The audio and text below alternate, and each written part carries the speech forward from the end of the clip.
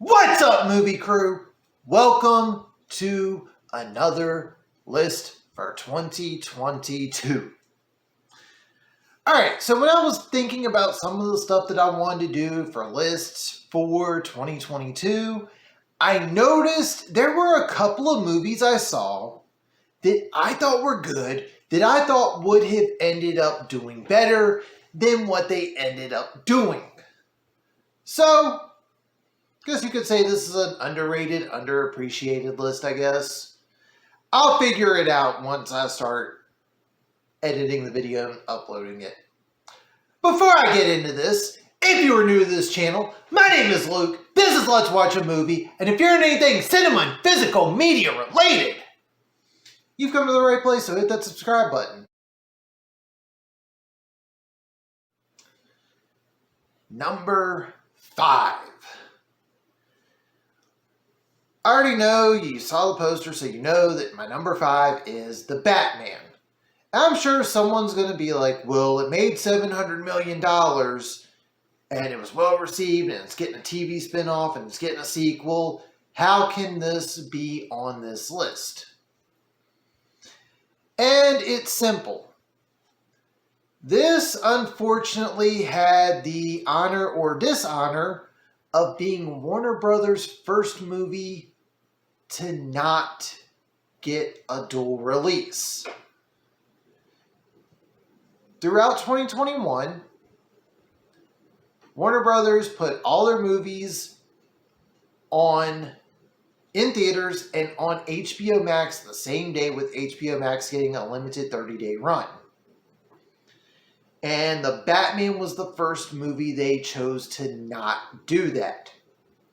The problem is that between its 3-hour runtime, the fact that before the release date, we already knew what day this was going to HBO Max and what day this was going to get put on physical media. I really think had Warner Brothers went the same route that Paramount did with Top Gun Maverick, this movie would have made more money, and I think more people would have seen it and would have been more interested in it. Don't get me wrong, obviously it did well. We're getting The Penguin, which I believe is supposed to start shooting next year, and we've also got a sequel that has pretty much been all but confirmed. But I do think this movie could have done better in theaters. At number 4, we've got the most recent movie from icon director David Cronenberg, Crimes of the Future. For a man who's made some of the most classic body horror, shock horror movies to date, he finally makes his first body horror movie since the 90s. And it kind of came and went. Like, the day I saw it in theaters, I saw it in a second-run theater. And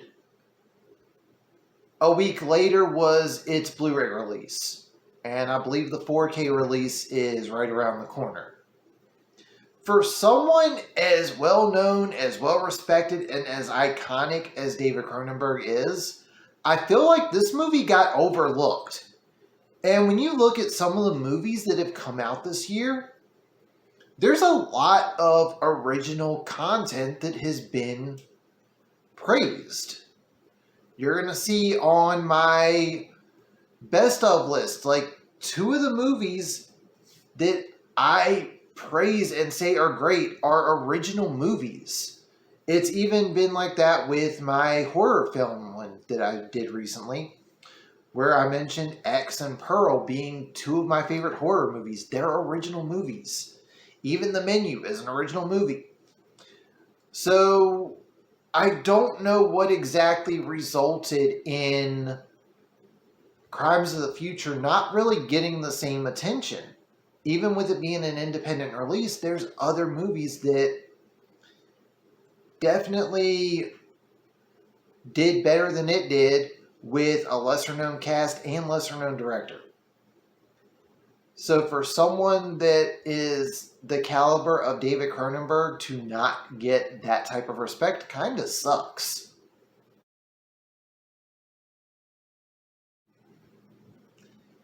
At number 3, we have The Unbearable Weight of Massive Talent. And I put this one on here because this was the first Nick Cage starring movie that we've gotten in theaters in years. The only other Nick Cage movie that I can think of right off the top of my head that's been in theaters was Into the Spider-Verse, which he wasn't the lead character. And for someone who has started making a big name for himself with some of the smaller features he had done, and the praise that the movie Pig got before he did this movie, there was a lot of hype behind it.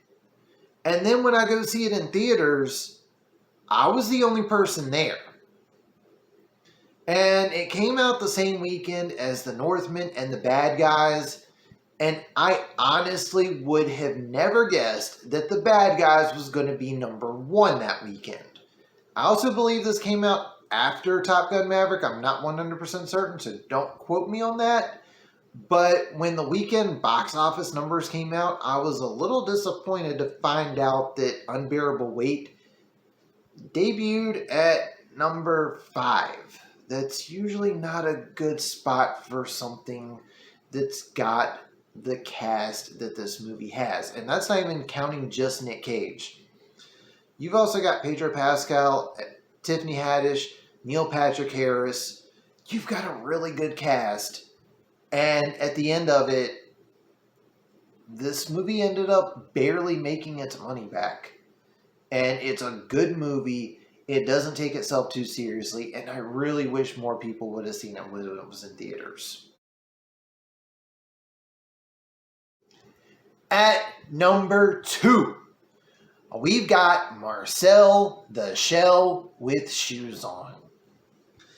Given the success that A24 has had over the last few years, you would think that more people would be going to see A24 movies.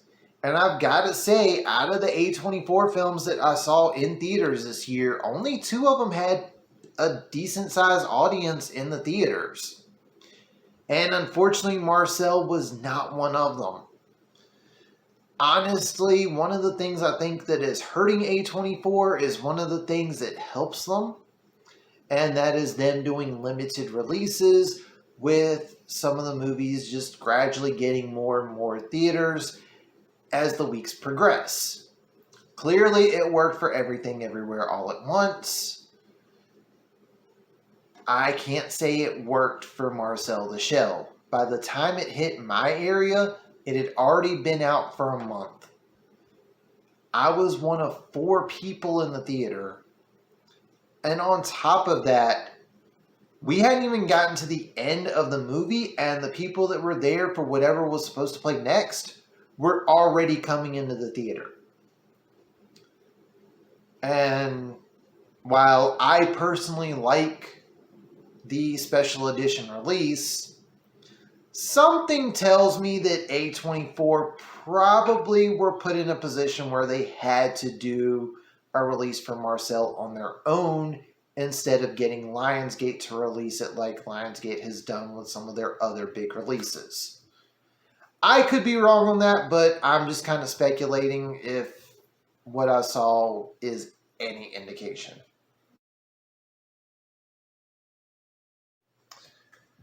All right, my number 1 movie that I wish would have done better is Vengeance. This movie just did not get any love whatsoever. And it sucks because you got a co-production between Focus Features and Blumhouse coming together to make one film, something that's got the quirkiness that the people that like Focus Feature films have, but it also had the suspense of something you would expect from a Blumhouse title. It had the major backing from Universal. Unfortunately, it came out the week after Nope, the most recent Jordan Peele feature, the same week as DC League of Super Pets, and the week before, the much anticipated Bullet Train. In my area, Vengeance was only at the Regal for 2 weeks. When I saw it at the second run theater in my area, it was only there for probably another 1 to 2 weeks. And the day I saw it was one of the last days it was there. In fact, my review for the movie is one of the worst viewed videos on this channel. That's kind of rough. To top it off, when we finally got the physical release for the movie, no special features. It is just the movie. I'm surprised this thing even came with a slipcover. I highly recommend, if you were watching this list and you have not seen Vengeance yet, I highly recommend it. Spoiler alert, it's going to be on tomorrow's list video, which is my 5 favorite films to be released in 2022. This was such a good movie and almost no one saw it. And given all of the people behind it, the studios that are backing it, it's a damn shame that that's the case. So if you're watching this, go check out Vengeance.